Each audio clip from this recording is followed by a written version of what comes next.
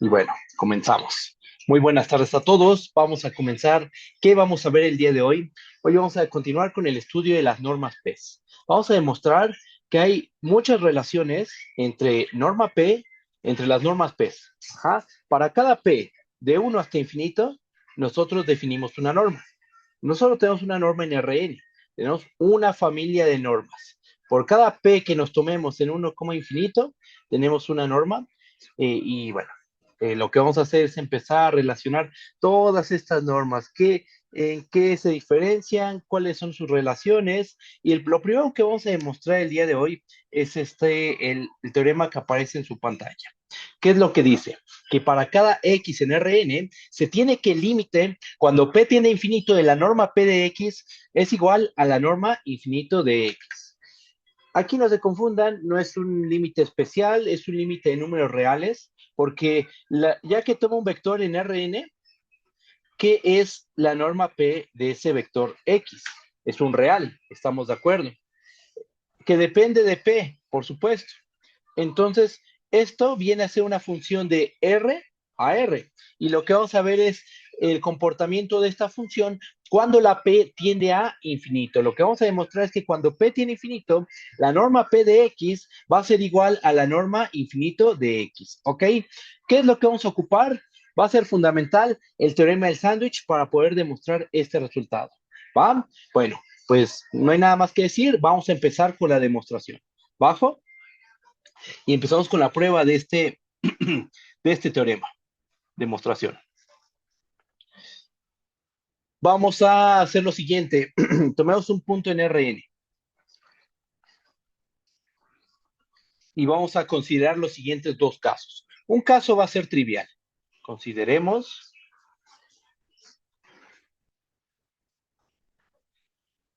los siguientes dos casos. Caso 1. ¿Qué pasa si X es igual al vector 0 de Rn? Si X es igual al vector 0 de Rn, entonces, para cada P de 1 hasta infinito, ¿cuánto valen la norma P de X?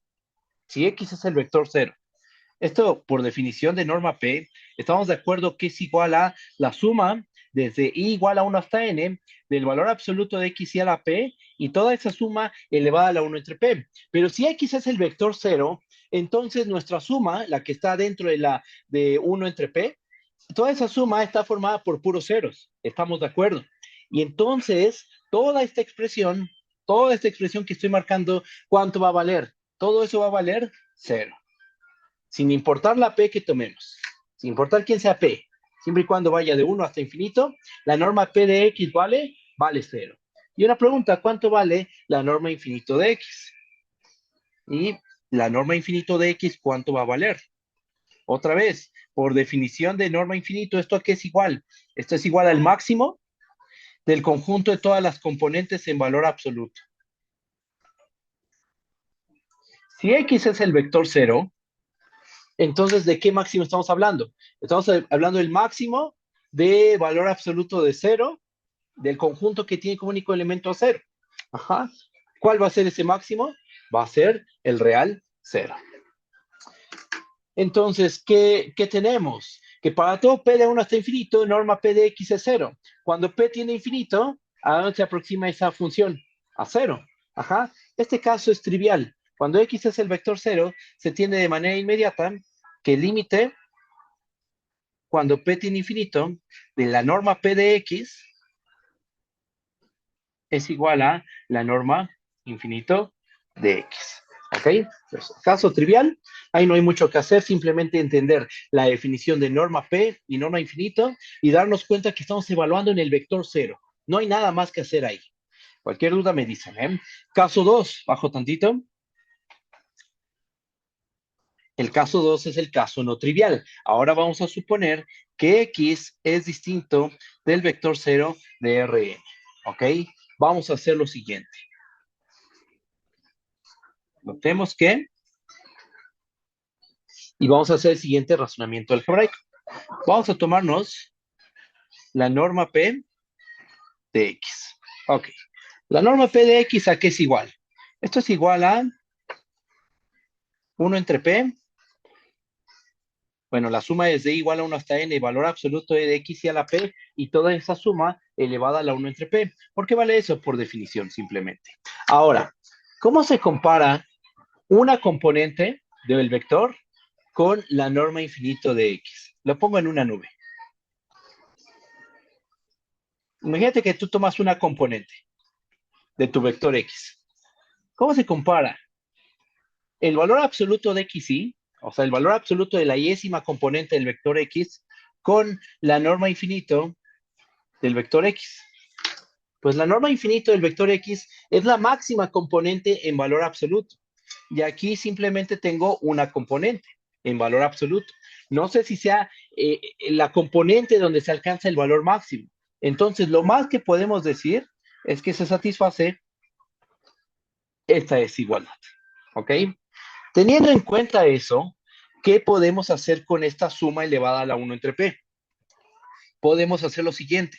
Esto va a ser menor o igual a la suma desde i igual a 1 hasta n, y en lugar de poner valor absoluto de x y a la p, vamos a escribir norma infinito de x a la p, y todo esto, toda esta suma elevada a la 1 entre p. ¿Ok? Estamos de acuerdo que con eso obtenemos un término mayor, porque cada sumando valor absoluto de x1 lo sustituyo por un número más grande. ¿Cuál? Norma infinito de x. Valor absoluto de x2 lo sustituyo por norma infinito de x. Valor absoluto de x3, valor absoluto de x4, hasta valor absoluto de xn, lo sustituyo por norma infinito de x. Y si cada componente está elevada a la p, también a la norma infinito la elevo a la p. Por eso es que nos queda esta expresión y este menor o igual. ¿Qué más podemos hacer? Noten que esto ya es un valor constante en esta suma. Este término que estoy señalando no depende de la i, por lo cual nos termina quedando que esto es igual a n veces la norma infinito de x a la p, y todo esto elevado a la 1 entre p. Aplico leyes de los exponentes y nos termina quedando que esto es n a la 1 entre p por la norma infinito de x. Ok, ¿con esto qué tenemos? ¿Con esto qué podemos concluir? Bueno, con esto lo que tenemos es que la norma infinito de p es menor o igual a n a la 1 entre p por la norma infinito de x. Vamos a escribir eso en un cuadro. Entonces tenemos que la norma p de x es menor o igual a n a la 1 entre p por la norma infinito de x. ¿Ok? A esta desigualdad vamos a llamarle la desigualdad 1. ¿Ok? Por otra parte, y a lo mejor se están preguntando, y bueno, ¿y esto para qué? Porque la idea es aplicar teorema del sándwich. Fíjense que aquí tenemos esta función que domina por arriba a la norma p de x. ¿A dónde tiende esta función cuando p tiende a infinito? Cuando p tiende a infinito, ¿esto a dónde se aproxima? ¿Qué pasa cuando 1 entre p? Cuando la p empieza a crecer. 1 entre p se aproxima a 0 y n a la 1 entre p se aproxima a 1. Y entonces todo este término se aproxima a la norma infinito de x. Ok, tengo una función que acota por arriba a la norma p de x. ¿Y a dónde tiende esa función que acota por arriba? A la norma infinito de x. ¿Ah? Ahora vamos a acotar por abajo. Por otra parte, otra vez empezamos con la norma p de x. La norma p de x, ¿a qué es igual? Nuevamente, por definición, ¿esto a qué es igual? Es igual a la suma desde i igual a 1 hasta n de valor absoluto de x y a la p, y esto elevado a la 1 entre p. Alguna de esas componentes tiene que ser la norma infinito, ¿estamos de acuerdo? ¿Ah? Acuérdate que la norma infinito de un vector, ¿cómo se define? Como la máxima componente en valor absoluto. Alguna de esas componentes tiene que ser la más grande, ¿estamos de acuerdo? Entonces vamos a escribir las cosas de la siguiente manera. Ajá, miren. Vamos a suponer que la norma infinito de x es igual a valor absoluto de x y 0. Para algún y0 de 1 hasta n. En algún índice se tiene que alcanzar la norma infinito. Eso es un hecho. Ajá. Vamos a suponer que en el iésimo término se alcanza la norma infinito. ¿Ok? Entonces, ¿qué podemos hacer? No vamos a tener un igual, vamos a tener un mayor o igual. Vamos a tener que esto es mayor o igual. ¿Qué pasa si me quedo solo con esa componente? Con la componente y ceroésima. Nos va a quedar que valor absoluto de x y 0 a la p, a la 1 entre p, va a ser mayor, menor o igual que la suma es de igual a 1 hasta n, de valor absoluto de x y a la p, a la 1 entre p. ¿Ok? ¿Por qué? Porque nos estamos quedando solo con un sumando. Eso es lo que estamos haciendo. Nos estamos quedando con un solo sumando. Ajá. Entonces, en un segundo, por favor.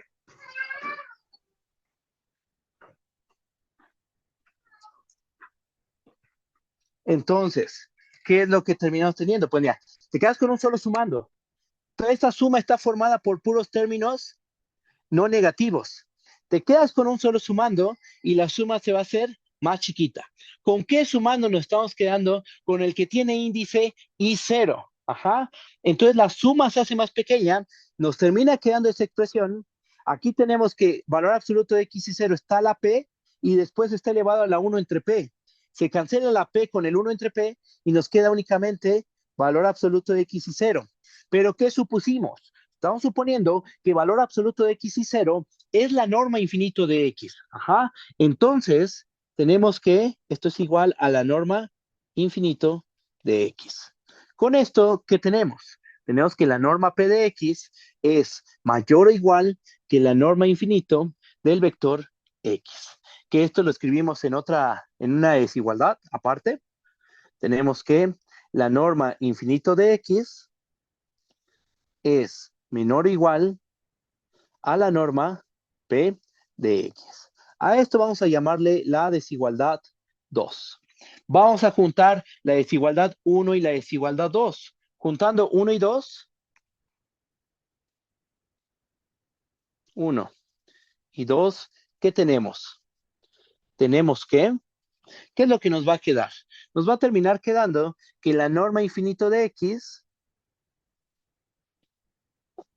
es menor o igual a la norma P de X y la norma P de X es a su vez menor o igual a n a la 1 entre P por la norma infinito de X. ¿Ok? La primera desigualdad es por 2 y la segunda desigualdad es por la desigualdad 1. ¿Ok? Todo lo juntamos en una cadena de desigualdades, nos queda esta cadenita de desigualdades y después de ahí, ¿qué sigue? Ah, pues nos vamos a fijar en la función chiquita y en la función grande. Ajá, la función chiquita le podemos llamar, por ejemplo, f de p. A la función grande le llamamos h de p. Y la función del medio, llamémosle g de p. Ajá. ¿Qué me pueden decir del límite cuando p tiende a infinito de f de p? Esto es constante respecto de p, estamos de acuerdo. Esta expresión, la norma infinito de x, no depende de p. Entonces, f de p, ¿qué es? Es la función constante norma infinito de x. Cuando p tiende a infinito, ¿eso dónde tiende? A la norma infinito de x. Ahora, ¿qué me pueden decir del límite cuando p tiende a infinito de h de p? Esto va a ser igual a el límite cuando p tiende a infinito de n a la 1 entre p multiplicado por la norma infinito de x. Ajá. Ahí que es constante. Aquí dentro del límite lo que es constante es la norma infinito de x. Entonces la norma infinito de x la podemos sacar del límite. ¿Qué nos termina quedando? Que esto termina siendo igual a la norma infinito de x, norma infinito de x por el límite cuando p tiene infinito de n a la 1 entre p. Cálculo 1. El límite cuando p tiene infinito de n a la 1 entre p, ese límite es igual a, ¿cuánto vale ese límite? Vale 1. ¿Ok? Bien, perdón, ajá, vale 1 este límite, este. Pero multiplicado por la norma infinito de x, ¿cuánto va a valer? Esto va a valer norma infinito de x por n, digo, por 1. Que esto termina siendo norma infinito de X.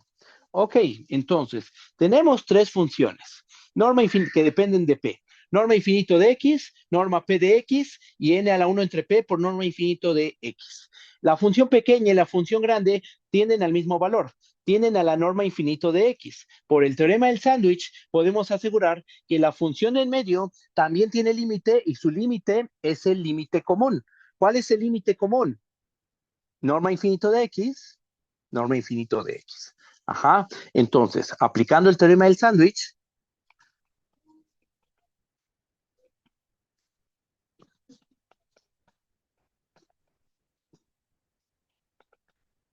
se tiene que el límite cuando P tiene infinito de la norma P de X, esto va a ser igual a la norma infinito de X.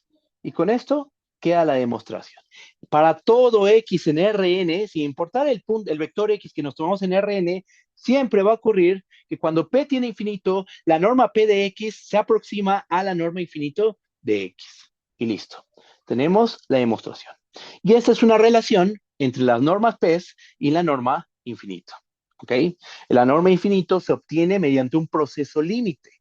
Tomas las normas P de X, haces que P tienda a infinito, ¿y qué obtienes? La norma infinito del vector X. ¿Ok? Ahí está la demostración. No hay más que decir, esta es la prueba completa, ya tenemos este límite. ¿Qué es lo que sigue? Vamos a seguir encontrando relaciones entre las normas P. Antes de seguir demostrando cosas, quiero enunciar una definición. ¿Va? Voy a introducir el concepto de normas equivalentes. Definición. Definición. Sea norma asterisco, no sé cómo le ponemos aquí, norma triángulo, dos normas en Rn. O sea, toma dos normas en Rn, ponles el nombre que tú quieras. A mí se me ocurrió llamarles la norma asterisco y la norma triángulo. Ajá, toma dos normas en Rn. Decimos que esas dos normas, decimos que norma asterisco y norma triángulo son Lipschitz equivalentes si existen constantes C1 y C2 mayores que 0, tal que para cada punto en Rn se tiene lo siguiente.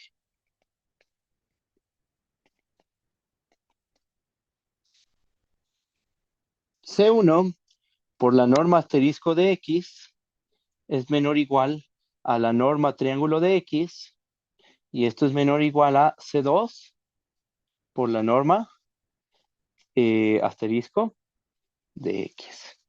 ¿Ok? Esa es la definición de que dos normas sean Lipschitz equivalentes. Deben de existir dos constantes, C1 y C2 mayores que 0. ¿Con qué virtud? Con la virtud de que para cualquier vector que te tomes en Rn, se va a tener la siguiente cadena de desigualdades.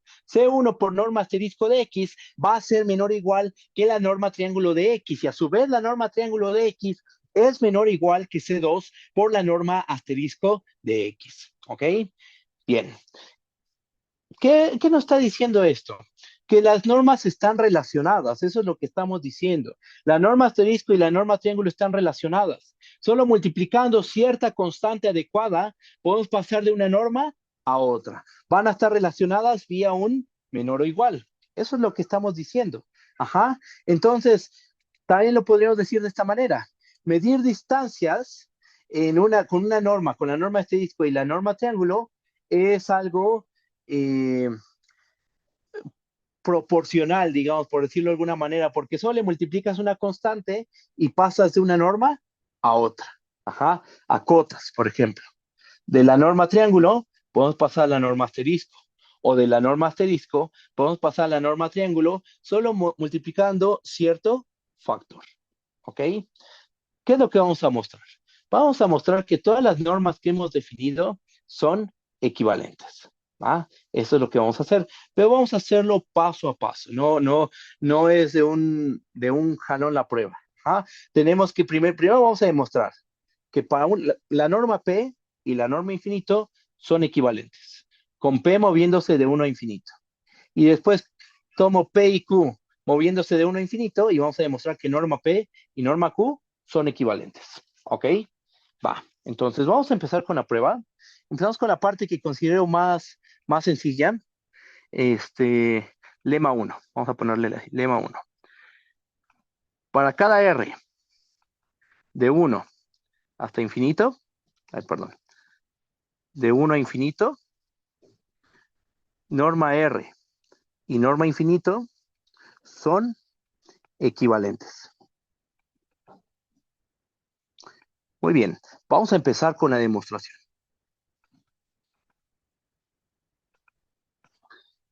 ¿Cómo le vamos a hacer? Miren, vamos a anotar lo siguiente. Tomamos un vector en Rn, el que sea.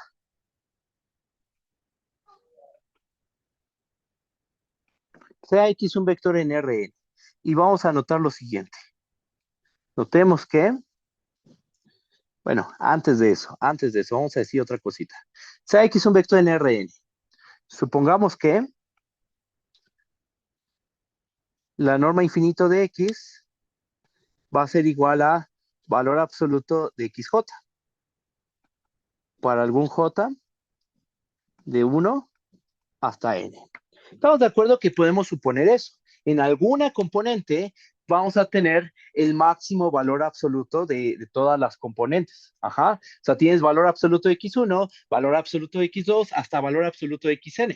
Alguna de esas componentes es la más grande. ¿Cuál? Supongamos que la jésima componente es la que tiene el mayor valor absoluto, sin pérdida de genialidad. Ajá. Para algún J de 1 hasta N, se tiene que satisfacer esta igualdad. Bueno, teniendo en cuenta eso, vamos a hacer lo siguiente. Notemos que, entonces miren lo que vamos a hacer. Vamos a tomar la norma infinito del vector X. ¿Esto qué va a ser igual?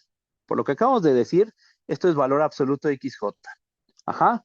Ahora, ¿estamos de acuerdo que valor absoluto de XJ es igual a valor absoluto de XJ a la P y elevado a la 1 entre P? Sí, ¿verdad? O sea, ahí estoy elevando a la 1. Se puede decir, elevar a la 1 no afecta a un número. Elevar a la 1, sumar un 0, multiplicar por un 1, son operaciones que dejan igual al número. Ajá. Entonces, elevo a la 1, no le estoy haciendo nada al número, pero ¿por qué nos conviene escribirlo de esta manera? Ah, porque ahora vamos a anotar lo siguiente. Miren, vean lo que está dentro de, de la potencia 1 entre P. ¿Qué tenemos adentro? Tenemos a valor absoluto de XJ a la P. Pregunta, ¿cómo se relaciona lo que está en el círculo verde con esta suma?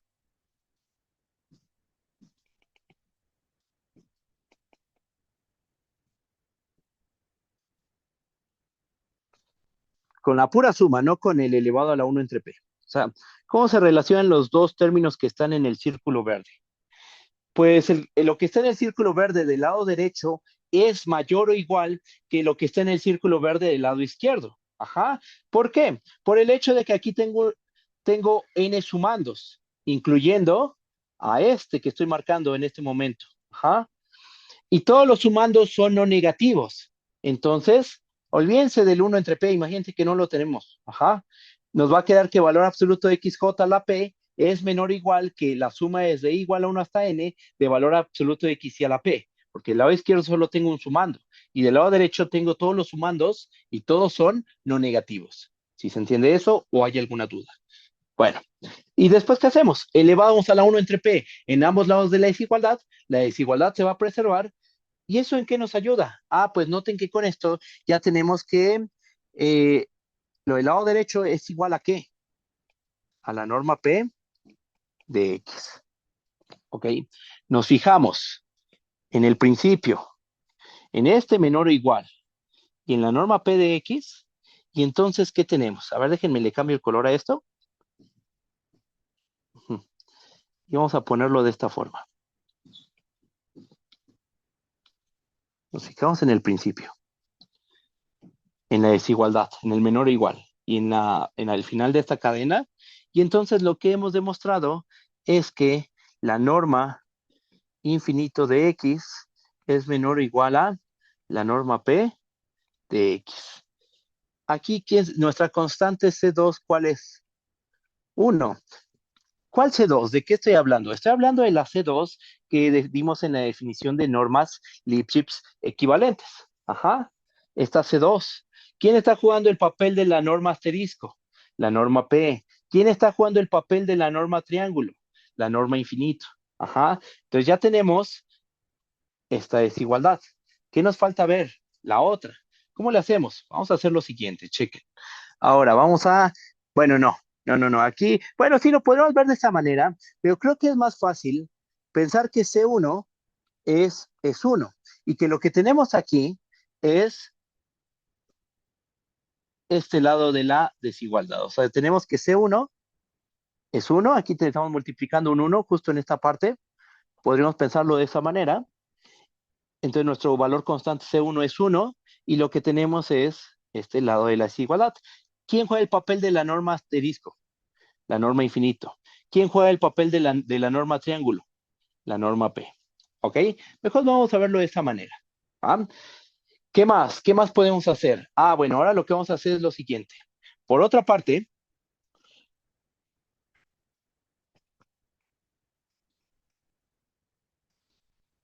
tenemos lo siguiente.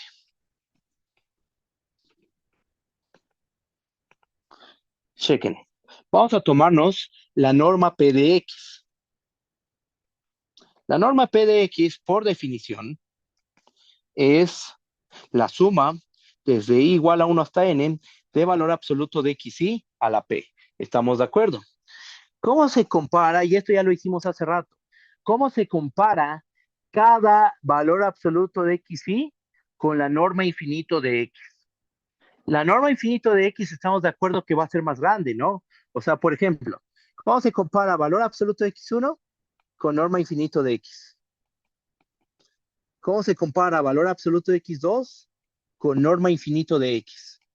¿Cómo se compara, y así sigo, valor absoluto de xn con norma infinito de x? Pues de esta manera, con estas desigualdades. ¿Por qué? Porque la norma infinito, por definición, es la máxima componente en valor absoluto. Teniendo en cuenta eso, voy a realizar la siguiente acotación. Esto va a ser menor o igual que la suma desde i igual a 1 hasta n de la norma infinito de x, vamos a ponerlo así, la norma infinito de x, la norma infinito de x a la p y todo esto a la 1 entre p. ¿Ok? ¿Qué tiene de especial esto? Bueno, que este término ya no depende de la i. Entonces estoy sumando n veces la norma infinito de x. Eso es lo que estamos haciendo. ¿Qué nos va a terminar quedando? Que esto es igual a n veces la norma infinito de x elevado a la p y todo esto a la 1 entre p. Toda esa expresión, ¿cómo se termina? ¿En qué se reduce? ¿Cómo podemos expresar esto? Esto se termina expresando de la siguiente forma. Esto va a ser igual a n a la 1 entre p por la norma infinito de x a la p. No, por la norma infinito de x simplemente. ¿Ok? Nos fijamos en el principio y en el final de esta cadena de igualdades y desigualdades, ¿y qué es lo que tenemos? Que la norma p de x va a ser menor o igual a n a la 1 entre p por la norma infinito de x. Eso lo escribimos en una desigualdad. Entonces tenemos que la norma p de x es menor o igual a n elevado a la 1 entre p por la norma infinito de x. ¿Ok? ¿Quién está jugando el papel de la C2? C2 va a ser n a la 1 entre p.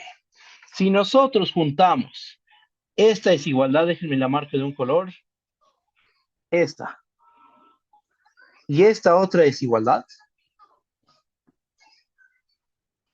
si todo lo unimos en una cadenita de desigualdades, ¿qué nos termina quedando? Así las cosas,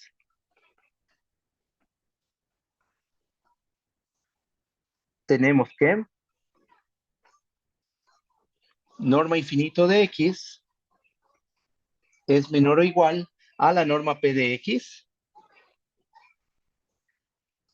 y esto es menor o igual a N a la 1 entre P por la norma infinito de X, donde ¿quién es C1 y quién es C2? C1 es el valor constante 1, que por cierto es mayor que 0, por supuesto, ¿verdad? Y C2 es N a la 1 entre P, que también es un valor constante. Ajá. Uno podría pensar, pero tienes una N ahí. Sí, pero la N es la dimensión del espacio. O sea, es R elevado a la N. La N en esta prueba no se está moviendo. La N está fija. Ajá. Entonces, realmente, N a la 1 entre P es un valor constante. ¿Ok? Muy bien. ¿Cómo podemos escribir esto? Esto lo podemos escribir como C1 por la norma infinito de X menor o igual a la norma P de X multiplicado por C2 con la norma, multiplicado por la norma infinito de X. De aquí, ¿qué podemos concluir? De aquí se concluye que la norma P y la norma infinito son Lipschitz equivalentes o simplemente equivalentes. Ajá. Y ya, tenemos la demostración de este resultado. Ahorita lo que tenemos al menos es que norma P y norma infinito son equivalentes, con P moviéndose de 1 hasta infinito. ¿Va? Ahora, ¿qué es lo que sigue? Ahora lo que hay que hacer es demostrar que, perdón, déjenme ver. Um, uh -huh. Ah, es un detalle nada más. Aquí puse R, ¿no? Pero durante toda la demostración, trabajé con P. Miren, P. Entonces, bueno, ¿qué es lo que modificamos? Lo más fácil es modificar aquí esta R y poner una P. Un detalle nada más. No, la prueba es correcta. La demostración, el razonamiento lógico es correcto, está bien, solo que en vez de poner R en el lema, le ponemos una P. ¿Ok? Ya. Para cualquier P de 1 hasta infinito, norma P y norma infinito son normas equivalentes. ¿Cuál es la demostración? Justo esto que hicimos aquí. Bien, ese es el lema 1. Lema 2.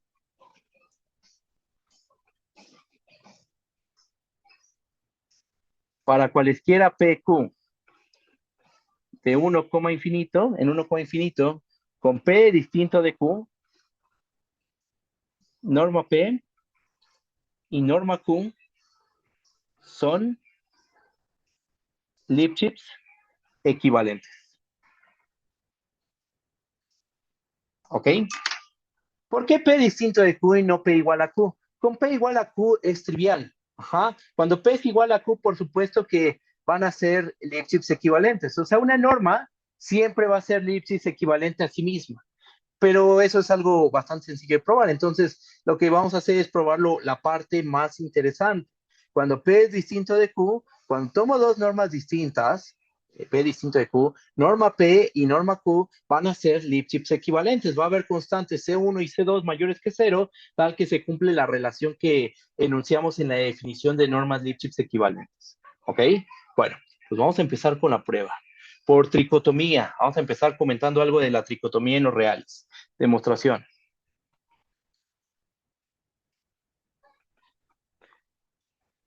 Por tricotomía, P es menor a Q o Q es menor que P. Siendo muy estrictos, pues tendríamos que hacer dos casos, ¿verdad? Pero son completamente análogos. Entonces, sin pérdida de genialidad, vamos a suponer que P es menor que Q. ¿Ok? P va a ser un número menor que Q. Y vamos a demostrar que la norma P y la norma Q son normas equivalentes, Lipschitz equivalentes. ¿Cómo le vamos a hacer? Vamos a hacer lo siguiente. Tomemos un vector en Rn, el que sea.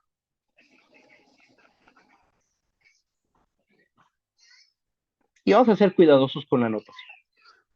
¿El vector X quién es? Es el vector X1, X2 hasta Xn. Ok. Ahora, notemos que si R, fíjense lo que vamos a hacer.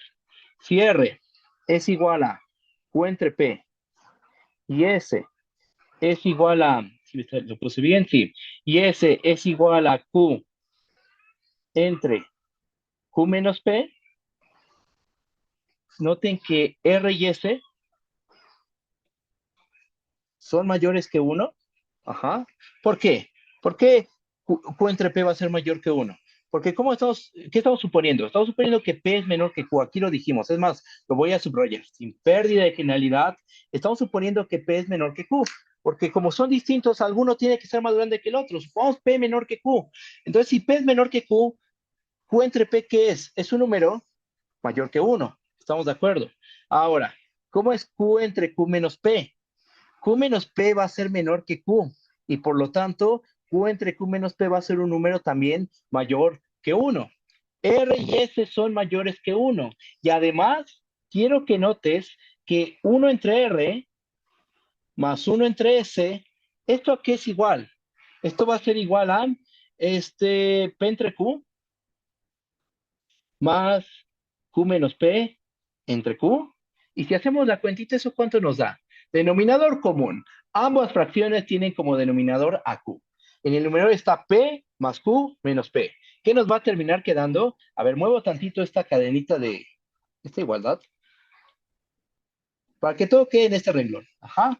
¿Y qué nos va a terminar quedando? Esto va a ser Q entre Q. ¿Sí estamos de acuerdo? Y Q entre Q es igual a 1. Ah, ok. Entonces R y S son dos números mayores que cero, tales que uno entre R más uno entre S es igual a uno. ¿Eso a qué suena? ¿Eso a qué les suena? Si han estado estudiando todo lo que hemos visto en este seminario de topología, podemos concluir que con estos números podemos aplicar desigualdad de Helder. Y esa es la clave. Vamos a aplicar desigualdad de Helder con R y S. ¿De qué manera? Ahí va la manera en que vamos a aplicar la desigualdad de Helder. Pero quiero que se den cuenta que estamos en las hipótesis de la desigualdad de Helder con R y S tomados de esta forma. Ajá. Esto que acabo de escribir, este último renglón, lo voy a poner en un cuadrito. ¿Va?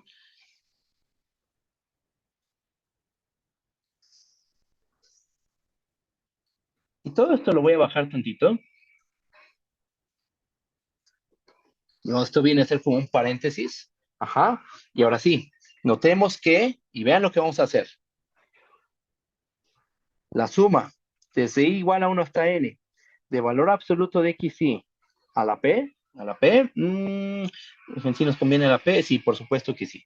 La suma desde i igual a 1 hasta n de valor absoluto de xy a la p, por conveniencia, por un truquito algebraico que nos conviene, lo voy a ver como la suma desde i igual a 1 hasta n de 1 por valor absoluto de xy a la p. ¿Ok?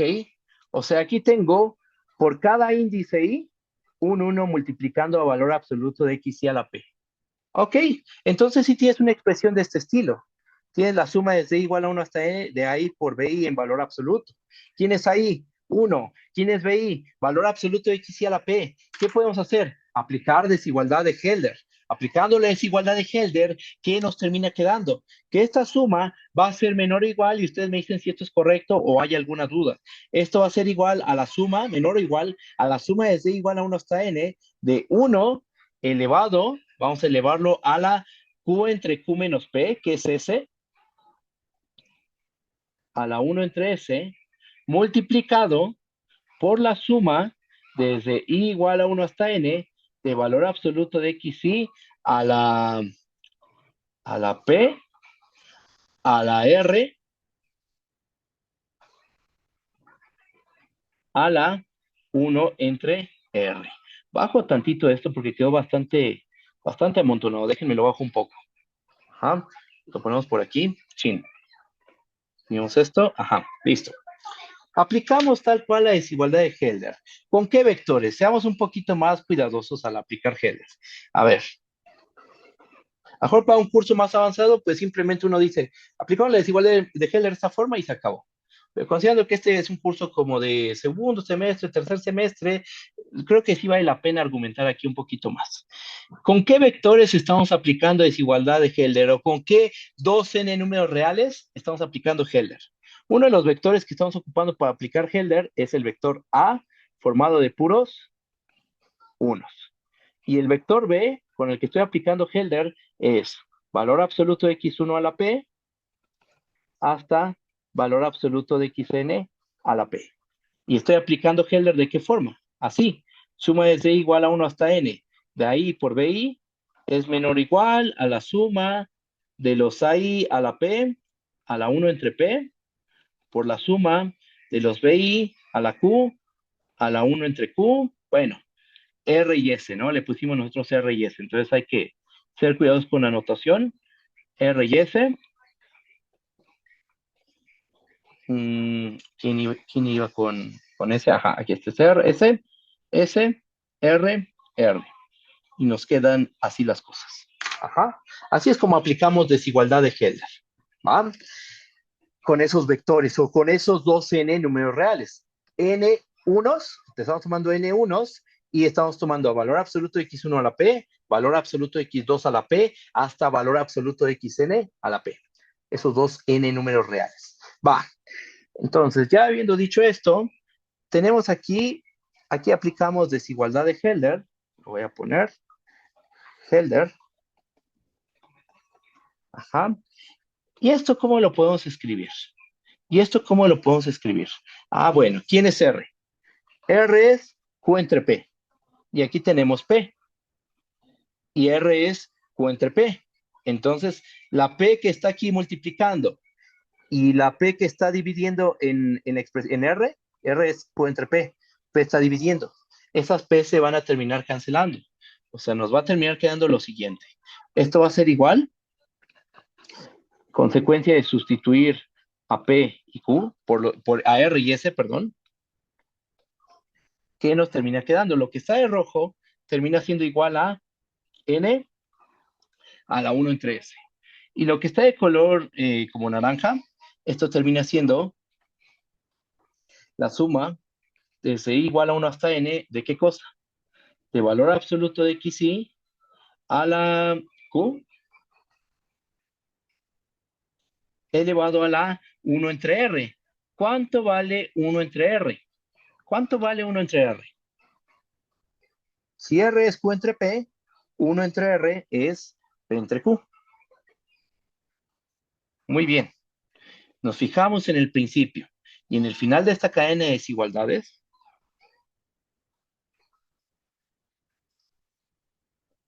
¿Y qué es lo que podemos concluir? Lo que podemos concluir es que la suma desde i igual a 1 hasta n de valor absoluto de x y a la p, claro, ahí le falta el 1 entre p, pero ahorita se lo agregamos. Esto es menor o igual a n a la 1 entre s por la suma desde i igual a 1 hasta n de valor absoluto de x y a la q, y todo esto elevado a la p entre q. Ajá. Elevo a la 1 entre p en ambos lados de la desigualdad se preserva y nos termina quedando la suma desde i igual a 1 hasta n de valor absoluto de x y a la p menor o igual a n a la 1 entre sp, 1 entre sp por la suma desde i igual a 1 hasta n de valor absoluto de x y a la q, y todo esto elevado a la 1 entre q.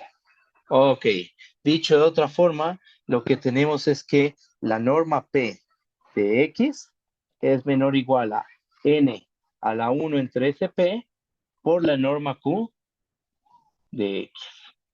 Ok, ¿cuál es nuestra constante C2?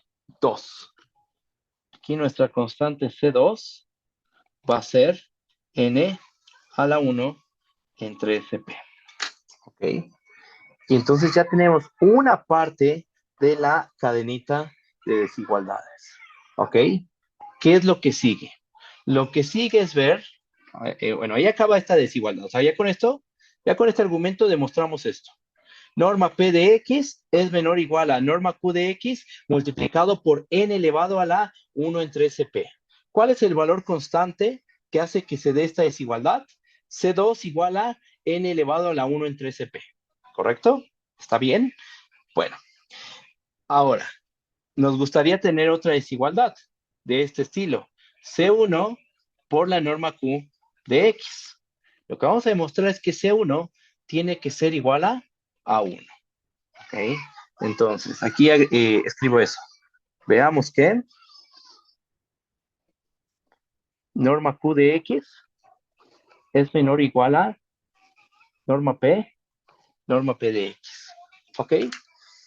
Y bueno, aquí la prueba se divide en dos casos, que creo que no voy a hacer ya esta parte porque ya se nos está acabando el tiempo y es un poquito larga la prueba. No quiero que tampoco quedemos tan apretados. Dos casos a considerar. Empiezo con el caso más, el más fácil. Ajá. Si X es igual al vector 0 de Rn, entonces ¿cuánto vale la norma Q de X? 0. ¿Cuánto vale la norma P de X? 0. Y entonces, ¿cómo se relaciona la norma Q de X con la norma P de X? Son iguales. Ah, entonces, como se da la igualdad, se da el menor o igual. Ujú. Bien, ahí está. Aquí hay que recordar que P es menor que Q. Estamos suponiendo que P es menor que Q sin pérdida de generalidad. Ajá, sin pérdida de generalidad estamos suponiendo que P es menor que Q. ¿Ok? Este, ahora, hicimos el caso más trivial, cuando X es igual al vector 0 de Rn.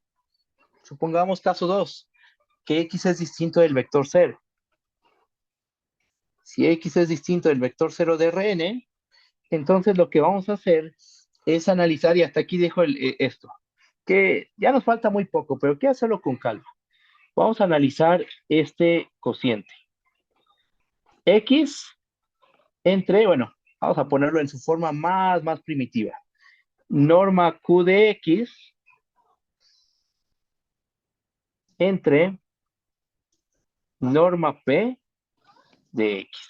Ese cociente está bien definido, ¿eh? De hecho, aquí ya lo pongo. Está bien definido,